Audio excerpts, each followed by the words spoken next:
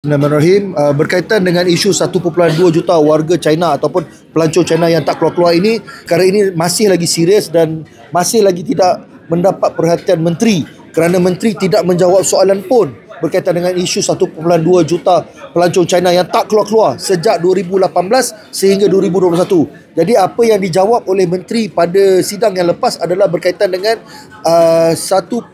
pelancong China yang di antara 2021 hingga 2023 yang baru.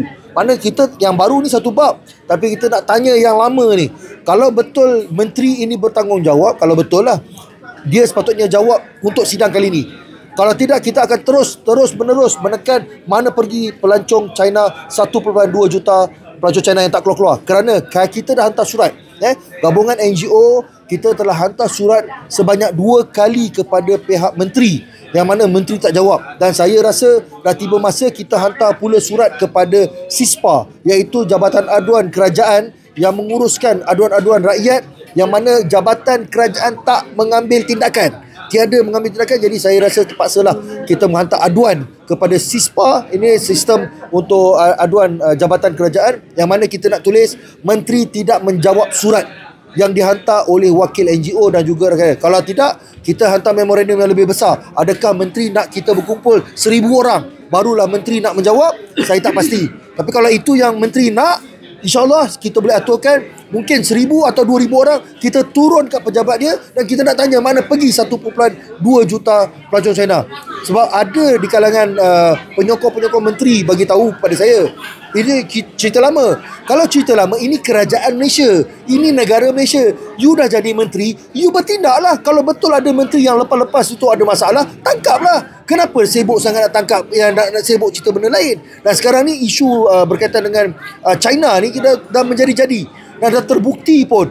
Baru-baru ini 2 hari lepas, dekat Teluk Intan, dengan benderanya, dengan bukan di Teluk Intan saja, di Johor pun ada, dengan pelbagai isu berkaitan dengan warga China. Baru-baru ni ada ditangkap lebih kurang daripada 10 ke 20 orang warga China yang ditangkap menjadi scammer. Ini perkara-perkara ini dah semakin lama semakin menonjol. Kerana apa? Sesama mereka pun dah tak selesa duduk dalam negara ni. Ada yang nak berniaga. Kita dapat aduan, ada peniaga di kalangan warga China yang datang sini sebenarnya belajar, tapi rupanya berniaga. Pun ada juga, dia rasa selesa. Konon-kononnya di Malaysia ni kita ada orang Cina. Orang Cina Malaysia adalah orang Cina, keluarga kita. Sekarang ni mereka ni adalah warga China. So kita nak mereka jadi pelancong, datanglah 10 juta pun kepada Menteri Pelancongan, datanglah 10 juta pelancong China pun, yang penting keluar daripada negara kita ni, bukan terus duduk. Kita alu-alukan rakyat Malaysia ni tak ada masalah, datang 10 juta pelancong China pun tak ada masalah. Yang penting datang dan balik, bukannya datang pergi tak kembali. Ini isu dia sekarang ni. Jadi rentetan itu juga ada banyak, kita tengok sekarang ni dah banyak kes-kes jenayah pelacuran dah semakin bertumbuh macam cendawan kebelakangan ni. Kalau dulu saya rasa dah makin menyusut lah, makin mengurang, tapi baru-baru ini kita tengok makin teruk. Contohnya di kampung saya sendiri, di Pudu, dah banyak dah pusat pelacuran dah buka balik dah viral balik, pun masih lagi tak ada tindakan. Malunya saya sebab saya tinggal di Balai Polis Pudu, dan tempat yang ada pelacuran tu banyak dekat dengan Balai Polis Pudu. Bayangkan di kampung saya. Jadi saya sebagai orang kampung situ, saya pun malulah dengan keadaan pusat pelacuran yang begitu banyak timbul kat kawasan Pudu ni, terutama di Pasar Pudu, di belakang hotel-hotel dan terbiar tu. Ya Allah ya Tuhanku, malulah saya. Itu saja daripada saya. Terima kasih. Senang dapat supply lah sekarang ni. Orang KL orang China banyak sah. Pelancong China dah ramai. Dan majoriti pun. Tolonglah pihak Bukit Aman, saya nak minta tolonglah, bukalah sikit WeChat ke apa benda, tengoklah, look around sikit lah. Banyak yang offer dalam WeChat, apa lagi, macam-macam aplikasi.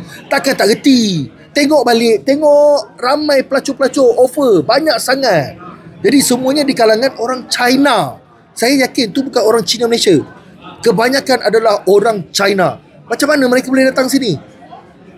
Betul lah. Dia apa SISPA ni siapa? Bawa PMO ke? Bawa Suruhanjaya khas ke? Di bawah kerajaan Malaysia memang ada satu saluran, dia panggil SISPA. Nama panjang dia panjang sangat, saya tak ingat. Tapi saluran ini adalah untuk tujuan rakyat memberi aduan jika ada jabatan-jabatan kerajaan yang tidak melakukan tugas mereka, ataupun ada aduan-aduan lah. Jadi saya rasa menteri ni bawah kerajaan Malaysia. Jadi kita bagi aduan, kata menteri tak buat kerja. 2 surat tak dibalas. Ini dalam dia punya SOP dalam Kementerian KDN sendiri, 15 hari mereka perlu membalas surat yang dihantar. Ini dia punya SOP dia. Malangnya diorang dah tak buat SOP tu. 15 hari untuk jawab saja, bukan kata menyelesaikan masalah. Bukan jawab, respon. Dia tak ada respon. So bila tak ada respon, bermakna kita anggap sebagai SOP yang ada dalam KDN adalah gagal. Disebabkan gagal.